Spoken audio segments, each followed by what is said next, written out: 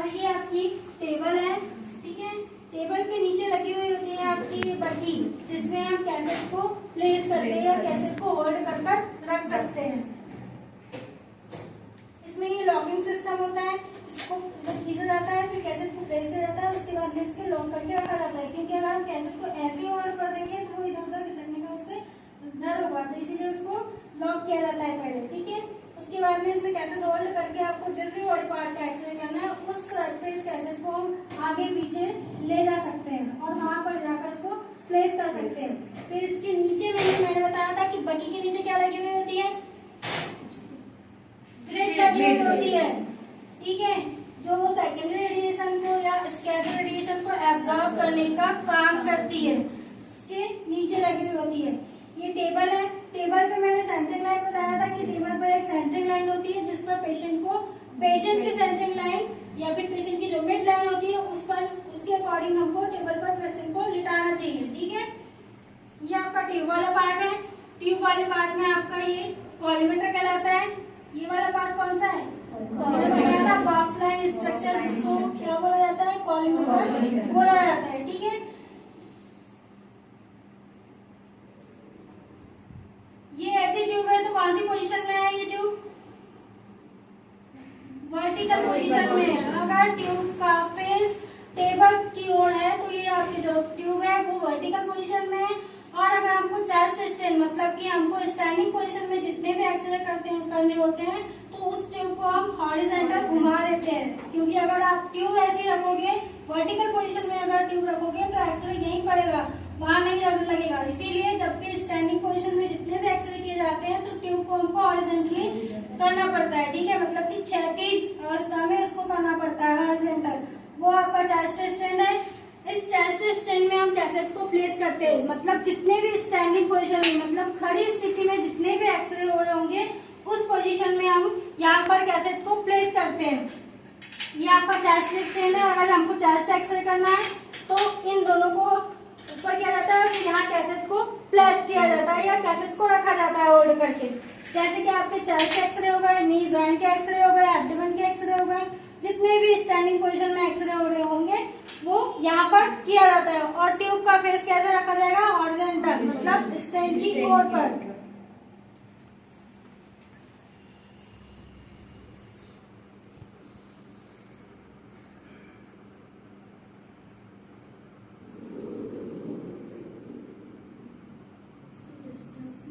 और ट्यूब मैंने पढ़ा चुका है, पढ़ाया ना, गैस क्या हो जाएगा, जैसे कि ये ट्यूब का डिस्टेंस है, अगर हम ट्यूब को बहुत ही पास ला देंगे, मतलब कि ये टेबल से ट्यूब का डिस्टेंस 90 से 100 सेंटीमीटर नहीं है, उससे कम है, तो क्या हो सकता है, फिल्म एफएफडी तो पढ़े हो आप लोगों ने ना,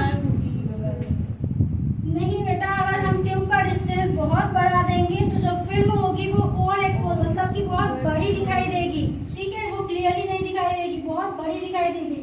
और अगर ट्यूब का डिस्टेंस हम बढ़ा देंगे मतलब कि 100 से ज्यादा 120-130 सेंटीमीटर का उसका डिस्टेंस कर देते हैं तो इमेज हमको ब्लर या धुंधली शो हो सकती है। इसीलिए जो ट्यूब से टेबल तक का डिस्टेंस होता है वो 90 से 100 सेंटीमीटर का रखना चाहिए। कौन सी पोजीशन में, जब ट्यूब हमारी वर्टिकल पोजीशन में हो तब। अगर हॉरिजॉन्टल होती है ट्यूब मतलब कि हमारी ट्यूब ऐसी क्षैतिज अवस्था में हो जाएगी तो इसका डिस्टेंस बढ़ जाता है। इसका डिस्टेंस जो होता है 180 सेंटीमीटर का हो जाता है, मतलब कि स्टैंड से लेकर आपके ट्यूब का जो डिस्टेंस होगा वो 180 सेंटीमीटर का होता है, ठीक है, हॉरिजॉन्टल में। और वर्टिकल में आपका 90 से 100 सेंटीमीटर का डिस्टेंस रखना चाहिए इसमें। ये अगर हमको दो पोजीशन जैसे कि एपी व्यू भी करना है और लैटरल व्यू भी करना है तो लैटरल एपी के लिए ये कैसेट के ऊपर से कैसेट है कि यहाँ पर करना है तो उसके अकॉर्डिंग टू ही हम जो ये एफओवी है मतलब कि जहाँ से हमारी एक्सरे निकलती है उतना ही सिलेक्ट करना चाहिए। उससे ज्यादा सिलेक्ट करेंगे तो जो अदर्स बॉडी पार्ट एरिया है उस पर भी रेडिएशन पड़ेगा, इसीलिए एफओवी को भी प्रॉपर सिलेक्ट करके रखना चाहिए, जिससे क्या होगा अदर बॉडी पार्ट पर रेडिएशन नहीं पड़ेगा और हार्मफुल इफेक्ट पेशेंट पर शो नहीं होंगे। इसीलिए उसका जो एरिया है एफओवी है उसको भी प्रॉपर बॉडी पार्ट के अकॉर्डिंग जिस भी बॉडी पार्ट का एक्सरे करना है उसके अकॉर्डिंग सिलेक्ट करना चाहिए। स्मॉल बॉडी पार्ट हो तो स्मॉल एरिया सिलेक्ट करना चाहिए और लार्ज बॉडी पार्ट हो जैसे कि पैल्विस रीजन हो गया, आपका एब्डोमेन रीजन हो गया, अगर इनका एक्सरे कर रहे हो आप तो उसका जो एरिया है वो बड़ा बढ़ा देना चाहिए या एफओवी को ज्यादा बढ़ा देना चाहिए, ठीक है। कम सिलेक्ट नहीं करना चाहिए, नहीं तो एक्सरे नहीं आ पाएगा। इसमें लाइट ऑन हो रही होगी। ट्यूब को ले जा सकते हैं, ठीक है। और ये अप डाउन तो आप कर ही सकते हो, मतलब कि ये क्या डिस्टेंस को मेंटेन करने के लिए रखा जाता है। अप डाउन करने के लिए डिस्टेंस कितना रखना है, 90 सेंटीमीटर प्रॉपर रखना ही रखना है। ये इसमें प्लस पॉइंट शो हो रहा है, ठीक है। ये जो प्लस पॉइंट है ये सेंटरिंग के लिए दिया जाता है, ताकि आपको सेंटरिंग मैंने बताया था, अगर हमको जैसे कि डिस्ट्रॉइन का या फिर आपको मेटाकार्पल्स का एक्सरे करना है तो ये सेंटरिंग लाइन को हमको थर्ड मेटाकार्पल्स के बीच में ही रखना है। अगर आप इधर कर देते हो, जैसे कि आपका प्लस पॉइंट इधर आ गया है, तो इधर का पार्ट आपका कट जाएगा, मतलब वो एक्सरे फील्ड में नहीं आ पाएगा, ठीक है। इसीलिए उसको सेंटरिंग लाइन को प्रॉपर मिलाना चाहिए। लाइट ऑटोमेटिक ऑफ हो जाती है क्या? हाँ मैम, मैं आपको नहीं होती बंद करना। तो ये जो प्लस पॉइंट है क्या है, सेंटरिंग के लिए शो हो रहा है।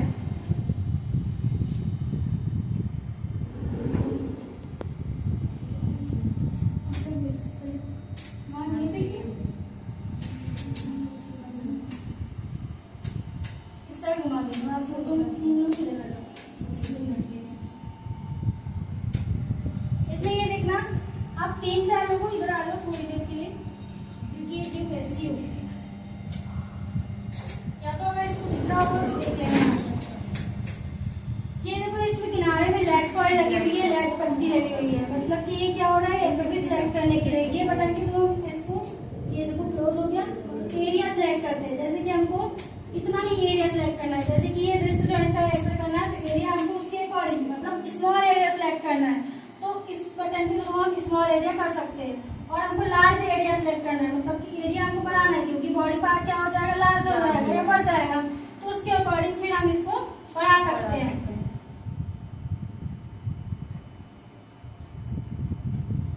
ये एरिया को हम बढ़ा सकते हैं, जिससे क्या होगा, एक्सरे उतनी मात्रा में निकलेगा, उससे ज्यादा या कम नहीं निकलेगा जितनी हमको रिक्वायर्ड होती है।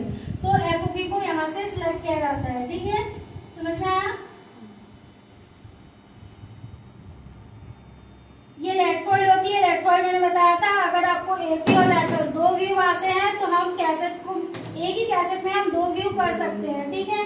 जब एपी करना है तो पहले कैसेट को एपी एक साइड पे रखेंगे और ये लेट फॉइल को वहां रख देंगे। क्यों रखेंगे लेट फॉइल को वहां पर, ताकि वो पार्ट एक्सपोज ना हो, ठीक है। अगर हम लेट फॉइल नहीं रखेंगे तो वो पार्ट एक्सपोज हो जाएगा, जिससे हम उसमें लेटरल व्यू नहीं ले सकते, इसीलिए लेट फॉइल को रख देते हैं, ताकि उसमें हम सेकंड जो लेटरल व्यू है, पहले एपी आया और लेटरल आया, 2 व्यू एक साथ आ सकते हैं, या तो पीए लेटरल आ सकता है, एपी लेटरल आ सकता है। तो 2 व्यू लेने के लिए, पहले एपी लेने के लिए हम एक साइड पे लेट फॉइल रखेंगे और एक साइड पे हमको जिस पार्ट का एपी व्यू करना है उसको रखेंगे। फिर उसके बाद में इसको हटा करके हम इसको इधर कर देंगे, मतलब कैसेट जो लेट फॉइल है उसको कैसेट के इस साइड पे कर देंगे जिस साइड पे एक्सपोज हो चुका है या एक्सरे हो चुका है, ठीक है। और लेटरल व्यू करने के लिए फिर उसको हम इस साइड पे डालेंगे, जिस भी बॉडी पार्ट का हमको एक्सरे करना है उसको इस साइड पे डालेंगे कैसेट के, और ये लेट फॉइल को इस साइड पर कर देंगे। तो ये लेट फॉइल क्या काम करती है, हमको अगर 2 व्यू करने एक साथ में, तो ये लेट फॉइल का यूज करके हम 2 व्यू कर सकते हैं। लेड एफ्रॉन क्यों यूज किया जाता है,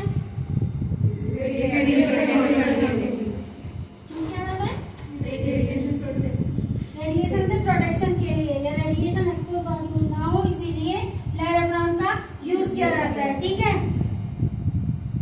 कौन यूज करता है इसको, रेडियोग्राफर्स, उनके साथ कौन कर सकते हैं और इसका यूज,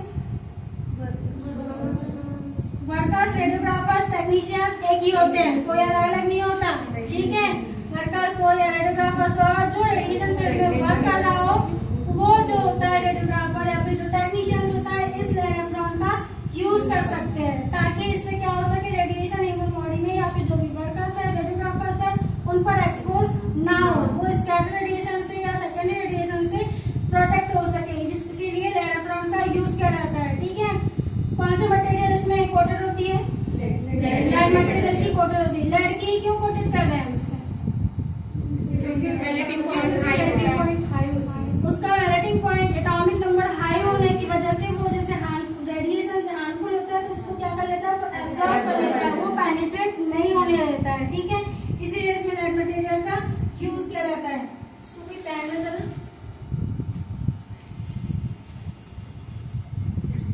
लो एक बार आनी पड़ेगी।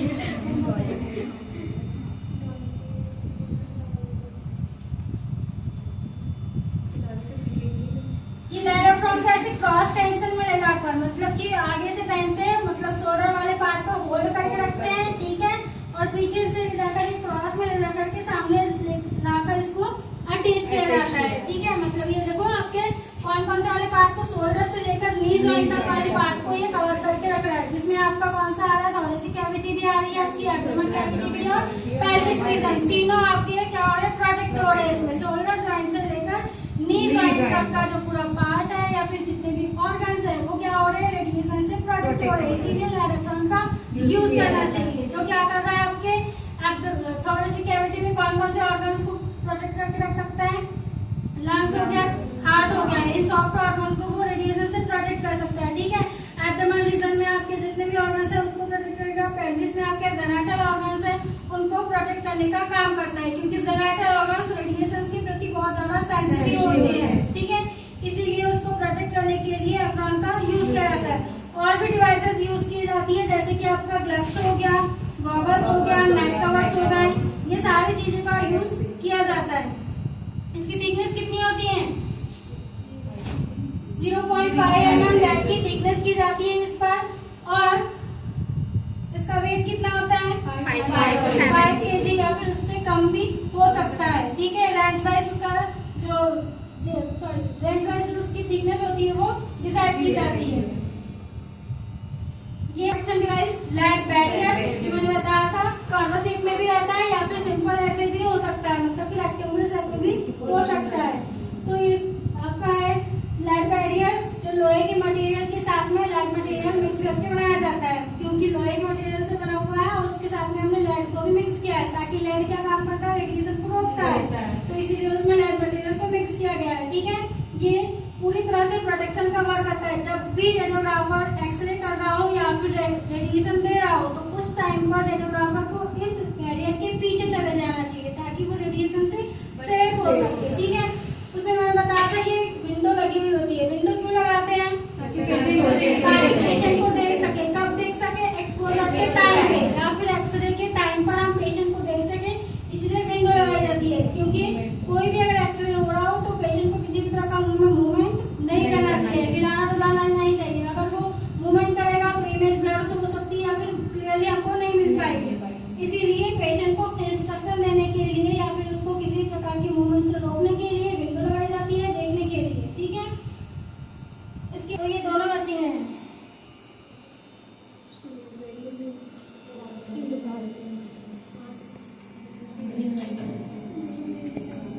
जिससे फिर क्या होगा, इधर एमए चालू होगा, मतलब कि एमए जो ट्यूब करंट होता है वो एमए होता है, एमएएस नहीं होता है। एमएएस बहुत बार के सिलेक्ट किया जाता है, लेकिन ट्यूब करंट जो होता है वो एमए होता है, ठीक है।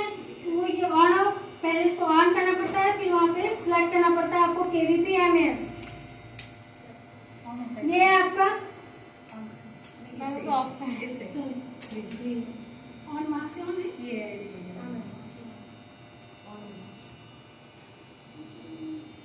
ये एमए मतलब कि कितने एमए पर काम कर रही है। आपकी जो मशीन होती है वो 100 एमए, 50 एमए और 200 एमए पर भी काम करती है, 500 एमए और 800 एमए पर भी वर्क कर सकती है। जो ये मशीन होती है 800 एमए पर वर्क करती है। ये जो आपकी मोबाइल एक्सरे मशीन होती है, जो जिसको हम वार्ड में ले जाकर एक्सरे कर सकते हैं, वो 50 एमए 100 एमए पर भी वर्क कर सकती है। लेकिन इसका एक डिसएडवांटेज होता है, जो 50 एमए वाली मशीन होती है उसमें सिर्फ हम जो आपके एक्सट्रीमिटीज है उन्हीं का एक्सरे कर सकते हैं, अदर्स बॉडी पार्ट का एक्सरे नहीं कर सकते, क्योंकि हमको फैक्टर ज्यादा यूज करने पड़ेंगे। लेकिन वो 50 एमए की मशीन होने के कारण हम उसमें फैक्टर ज्यादा यूज नहीं कर पाएंगे, इसीलिए उसका यूज सिर्फ एक्सट्रीमिटीज के एक्सरे के लिए ही किया जाता है वार्ड में, ठीक है। उसका यूज हम एक्सरे रूम में नहीं कर सकते, क्योंकि एक्सरे रूम में हमारे पास में पेल्विस रीजन, एब्डोमेन, स्कल का एक्सरे हो गया, एक्सट्रीमिटीज का एक्सरे हो गया, बहुत सारे एक्सरे आते हैं, ठीक है। तो उसमें हमको ज्यादा एमए की मशीन का यूज करना पड़ेगा, क्योंकि हमको फैक्टर्स ज्यादा यूज करने पड़ेंगे। लेकिन जो वार्ड में पेशेंट एडमिट होते हैं उनका अगर जैसे कि आपको हैंड का एक्सरे करना है, हैंड का एक्सरे करना है, लेग का एक्सरे करना है, तो वो उनमें हो सकते हैं। 100 mA की मशीन होती है और 50 की भी होती है, वो डिपेंड करता है हॉस्पिटल वालों पर। ये आपकी मशीन, इसको हमने ऑन किए, उसके बाद में MSO हो रहा है, इसमें 50 mA की है। उसके बाद में ये MAS है, MAS को हम सिलेक्ट कर सकते हैं, ठीक है।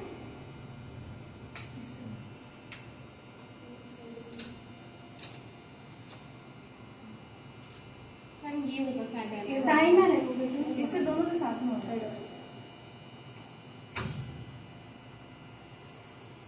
बढ़ रहा है, इसमें 5-5 के डिस्टेंस में MS बढ़ रहा है। जैसे कि आपको जैसे आपके चेस्ट का एक्सरे करना है, उसमें आपको 60 ml सिलेक्ट करना है, तो आप इसका डिस्टेंस बढ़ा सकते हो। अगर आपको उससे डिस्टेंस कम करना है तो इसके थ्रू हम 5-5 के डिस्टेंस में इसको कम कर सकते हैं, ठीक है। मतलब कि हम MS बॉडी पार्ट के अकॉर्डिंग सिलेक्ट कर सकते हैं। उसके बाद में ये KBP है आपका, जैसे हमको स्कल का एक्सरे करना है तो हम इसका भी डिस्टेंस हम बढ़ा सकते हैं, ठीक है। इसका डिस्टेंस भी बढ़ते जाता है 10-10 के डिस्टेंस में। सॉरी, इसका भी डिस्टेंस 5-5 में बढ़ा है इस मशीन में। इसमें 5-5 में किसी किसी की मशीन में 10 नहीं बढ़ सकता है, तो डिस्टेंस यहाँ पर देखा जाता है कि आपको कितना बढ़ाना है, ठीक है। आपको बॉडी पार्ट के अकॉर्डिंग बढ़ा सकते हो। जैसे कि स्कल में आपको 70 से 75 ml KBP यूज करना है, आपको 60 से 65 आपको MAS यूज करना है, तो उसके अकॉर्डिंग हमको सिलेक्ट करना चाहिए। और हैंड टाइमर भी होता है, ये हैंड टाइमर है जिसके थ्रू हम एक्सरे को एक्सपोज कर सकते हैं। ये हैंड टाइमर हमको रेडिएशन से सुरक्षित होने के लिए, अगर हमको डिस्टेंस पर जाकर, जैसे कि ये मशीन पास में है, हमको थोड़ा दूर जाना है, तो हम इस हैंड टाइमर को दूर ले जाकर हम एक्सरे कर सकते हैं। और ये मशीन में भी है, एक्सरे का बटन मशीन में भी लगा हुआ होता है। अगर हमको एक्सपोज करना है तो हम यहाँ से भी कर सकते हैं, लेकिन हमको डिस्टेंस मेंटेन करना है पेशेंट से या डिस्टेंस को बढ़ाना है, तो इस हैंड टाइमर को हम दूर ले जाकर इससे भी रेडिएशन को एक्सपोज कर सकते हैं, ठीक है। तो ये हैंड टाइमर है और इधर बटन लगा हुआ है, की लगा हुआ है, जिसके थ्रू भी हम एक्सरे को एक्सपोज कर सकते हैं, ठीक है। स्कल का एक्सरे करना है। पेल्विस रीजन में हम बगी को इसलिए ऑन करते हैं क्योंकि वो क्या करती है, स्कैटर रेडिएशन को एब्जॉर्ब करती है, ठीक है। और क्या करती है, इमेज क्वालिटी को इम्प्रूव करती है, क्योंकि हम फैक्टर्स को बढ़ाएंगे तो इमेज क्वालिटी हमको बहुत अच्छी मिल जाएगी। अगर फैक्टर बढ़ा गए तो वहाँ पे रेडिएशन भी बढ़ जाएगा, तो उसको एब्जॉर्ब करने के लिए बगी का यूज किया जाता है।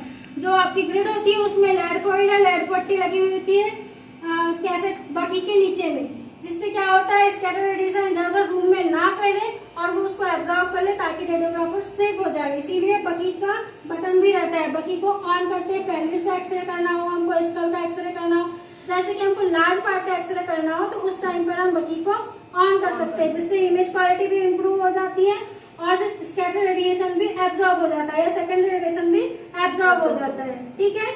तो ये है बगी का काम या ग्रिड का काम, सॉरी